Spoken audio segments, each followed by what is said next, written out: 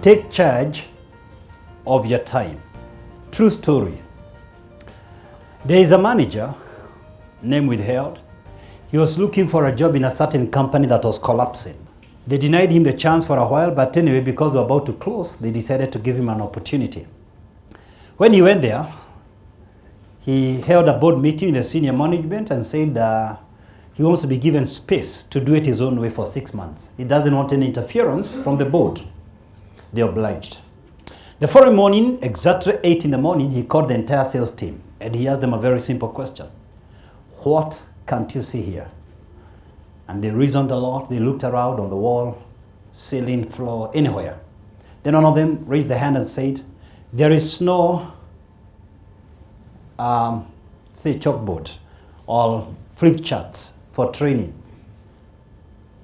Another one said, well, we don't have the medals for past accomplishments.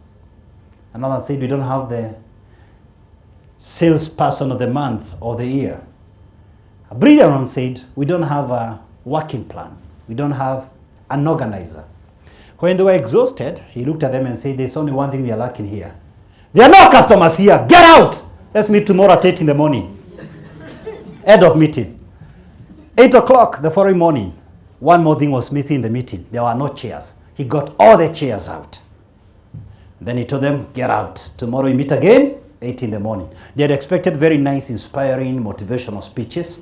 The meeting lasted 2 minutes. There are no customers here. Get out! 90% resigned.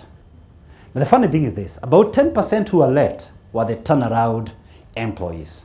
Now, there is something this guy understood, which I want to teach you. He may not have used the words I'm going to use, but he understood the difference between significant time and common time. Maybe these terms have not been used before the way I'm using them, but I know he understood. He designated significant time from common time. You see, in the art of war, Sun Tzu says, or rather writes, invisibility lies in defense, but the possibility of victory in attack. Invisibility means strength. The possibility of victory in the battlefront, where the enemy is. This sales manager understood the only way to turn around this business is in the battlefield, where the customers are, where we can be objected, where we risk to be rejected and to be kicked out. Right there, the battleground is the only place we can have a turnaround in this company, and even for individuals who are working in this company. He understood the difference between significant time and common time. That's what I want to teach you tonight. Significant time is during your performance. Common time is preparing for the performance behind the scenes. Significant time is when you're scoring the goal. Common time is when you're playing the game. Remember this, it doesn't matter how well you played the game. The guy who is going to carry the medal home is the one who scores the goal. It doesn't matter the number of passes.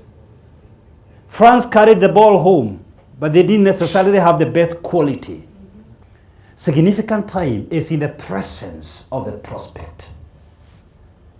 Common time is when you're planning to see the prospect, when you're calling the prospect, on your way to see the prospect, when you're analyzing how you are able to pitch for your case. That's common time.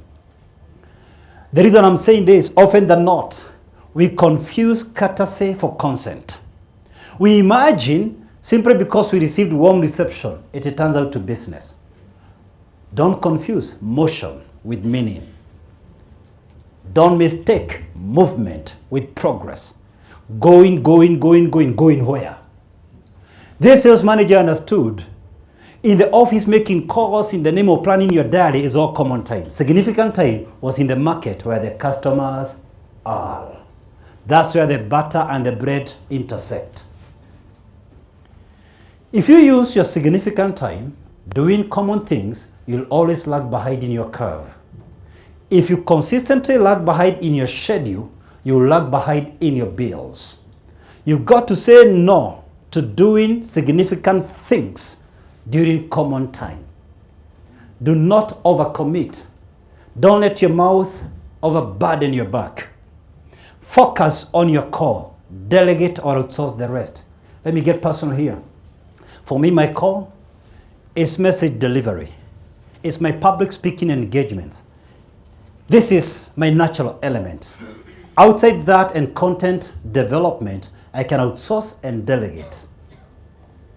Now, many business leaders hearing my voice tonight, there's a very high temptation in that corporate organization of trying to run the entire value chain because you have the most skin in the group. And I want to tell you this, any single task you do that is not in line with your natural talents is a performance killer. Significant time must be spent along your area of talent, period, not logistics. Here's the deal.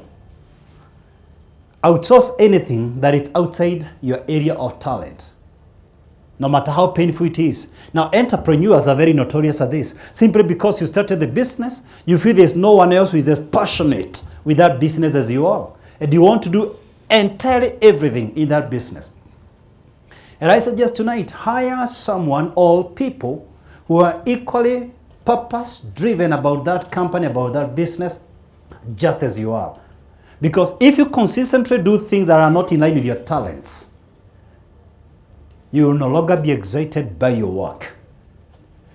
Those tasks that are outside your talent are freaking exhausting, and you'll sap the energy out of your bones.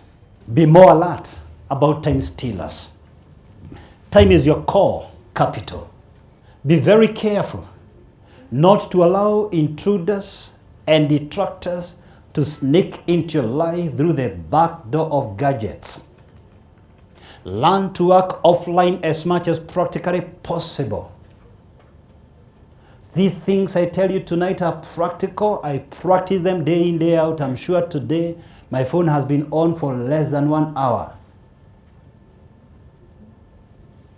Even during your family dinner, that's significant time for your relational goals. Don't allow outsiders to sneak through gadgets. Lock them out of that door. You have very little time at home, perhaps only 2-3 hours. Most of the other time you're out there in the marketplace. Don't confuse play and work. While at work, work. While at play, play. Don't take your work to the treadmill.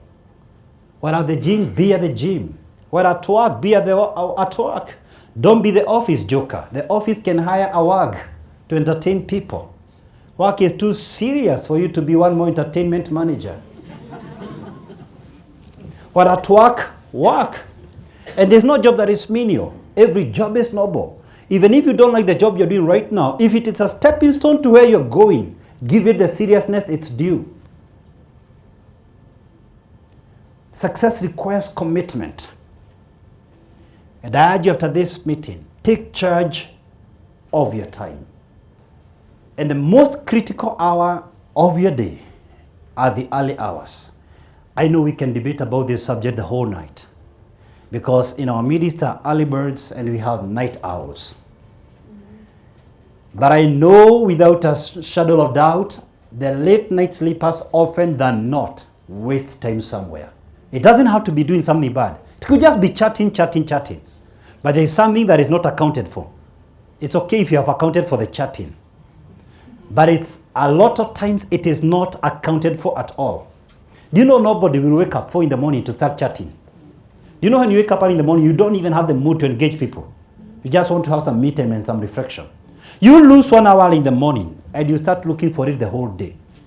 When you're busy dreaming in the morning, others are up chasing after their dreams. Did you know most obese people are late night sleepers?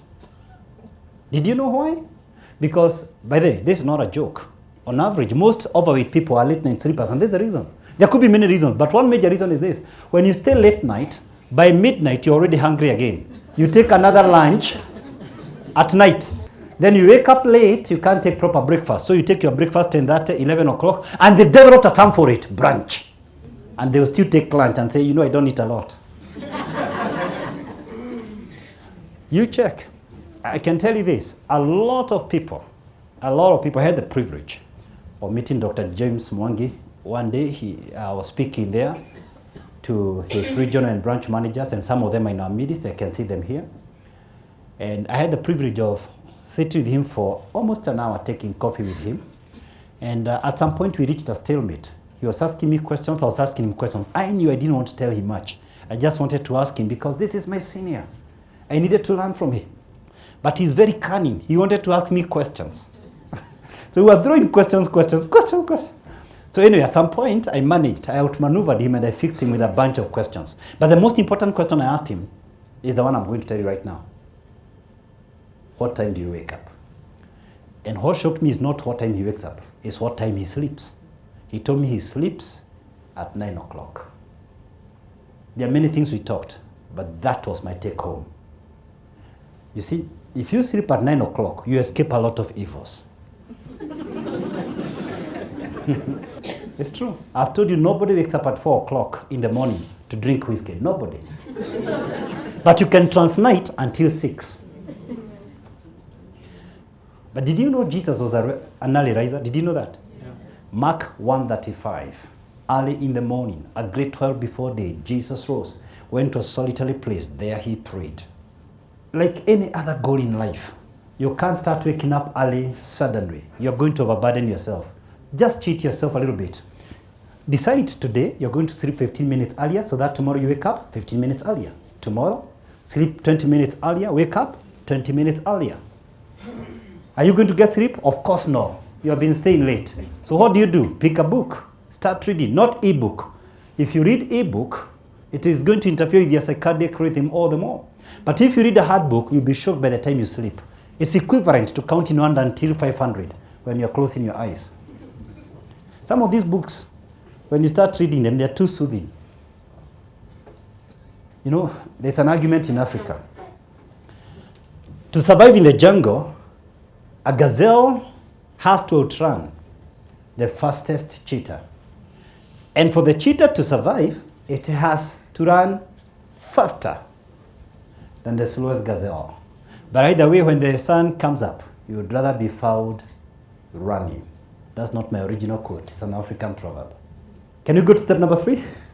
Set goals. Step number 3, set goals. Now, I'll be very frank here. For a topic like the one I'm doing tonight, I would have preferred to give you all the 7 steps from the beginning the way I normally do.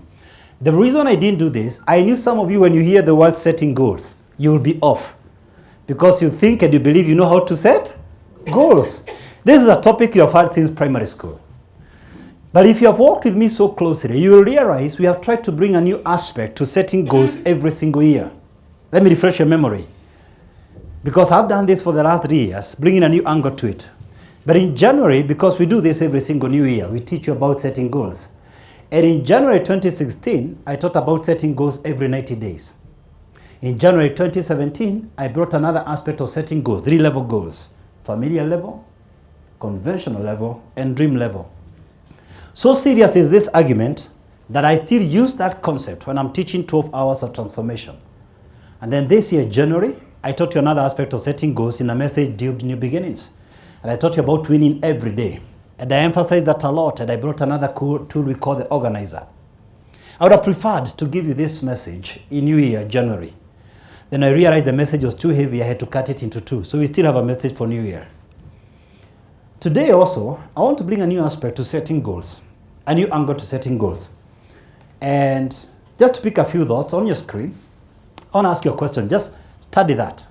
I'm going to ask you a question. Look at the 4 quadrants closely. The first one, I'm saying these are low simplicity goals with low impact. Low simplicity means it's a difficult goal to do. The second quadrant, they are easy to do, but they have low impact. The third quadrant, they are hard goals to do, but they have high impact. And the last quadrant, the goals are easy to implement and they have high impact. Now, I want you to talk to me. Out of the 4 quadrants, which one would you implement first? 4. Which one would you implement last? Number 1. Fantastic. Now, why am I bringing this? It is true I emphasized a lot in January the need to win every day. You recall I said set goals per every weekend for a week, the weekend before. Every day, the night before. Here is the simple deal. You'll never learn how to set 3-year goals until you learn how to set your annual goals. You've got to learn algebra before you can learn calculus. You've got to run a mile before you can attempt 10 miles. You've got to join us at Kilimabogo before you dare Mount Kenya. You've got to learn how to fast for a day before you can do it for a week. This is the truth. If you cannot learn how to prioritize one-day goals, you cannot do it for a year. So I want to suggest this. Think about your day tomorrow, or maybe Monday to be precise. It's a working day. If you are to accomplish only one thing that day, the whole day, which one thing is this? That's the one I'm giving Q for. Which one thing is this? If you are to accomplish only one, give it your all. But don't decide it when you wake up. Decide it the night before. Don't decide it at the emotion of the moment. Decide it the night before. Decide the goals for the week, the weekend before. Decide the days for tomorrow, the night before. Otherwise, you're going to adjust your goals conveniently. If there's a client you're meant to see in industrial area and there is heavy traffic, you're going to change the route, perhaps to Westlands. If this was a hired client who is giving you a corporate account and you have already earmarked him, go there. See, the most important goals are the ones you don't violate at all. There's something Jack Ma once said, which is very interesting. He said in your 20s, join a corporate organization. Learn as much as you can. In your 30s, try something you can afford to lose. In your 40s, do what you know. In your 50s, teach what you know. In your 60s, play with your grandchildren. Quite an advice there. Now, since most of you right here are in a place where you can afford to lose and a place where you need to do what you know or teach what you know, I want to give you a few thoughts about goals. Because for many of us, perhaps listening to me here, where you are right now reminds you of your faults and defects. It reminds you of your shortcomings. It reminds you, perhaps, of missteps. But a goal points to a desired place. A goal reignites the fire of possibility. A goal points you to a place you desire, not where you regret. And in fact, I want to encourage you to set very ambitious goals. There's no such a thing as an unrealistic goal, only unrealistic deadlines.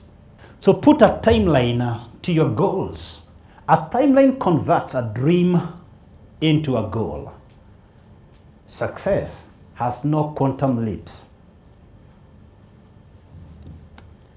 Just small wins, cumulative small wins. While setting goals, as much as practically possible, use numbers.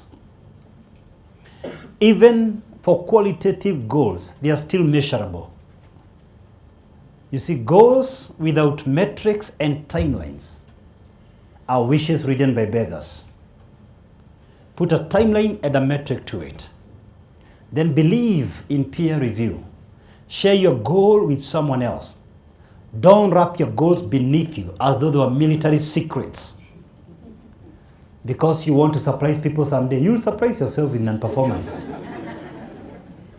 Do you know the main reason why we don't want to share goals? It's not because we want to surprise others. It's because we fear commitment.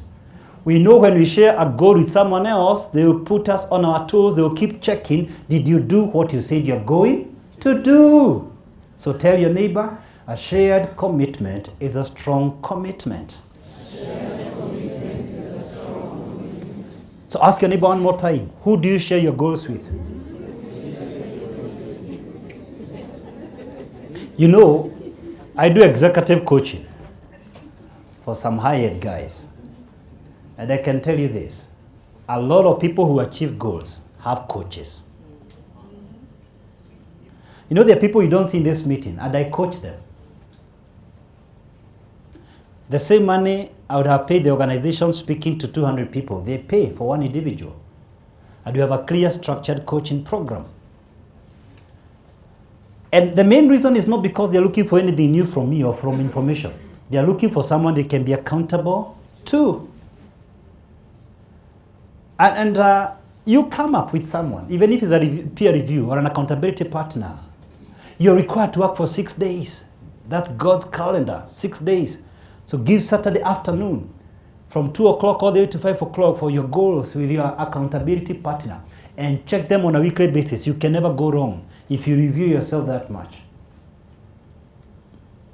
Sometimes this requires help. So you might need to look for a coach. You know, performance in many ways is just like playing in the big leagues. Athletes of all nature, like footballers or tennis players, believe me, they have coaches who assess their performance. Is that a fact? Yes. You know, borrowing your nose in a book can only take you so far. Sometimes you need a yonder who can convert that learned knowledge into practice, who can show you the ropes of how to play your game. If what Malcolm Gladwell is to go by, he argues in his 10,000 rule, it takes 10,000 hours to master a skill. If it takes that long to master a craft, why not take advantage of other people's learnings to speed up your own success? If somebody else takes an entire lifetime learning about coaching, why not take advantage of them? And I know wherever you are, many companies, there's somebody ahead of you who can help you move forward. If it's not your direct supervisor, there must be someone at the level of your supervisor in that organization who can help you move to the next level. But either way, you need to look for them. The moment you start hiding your goals, you end up missing on your goals.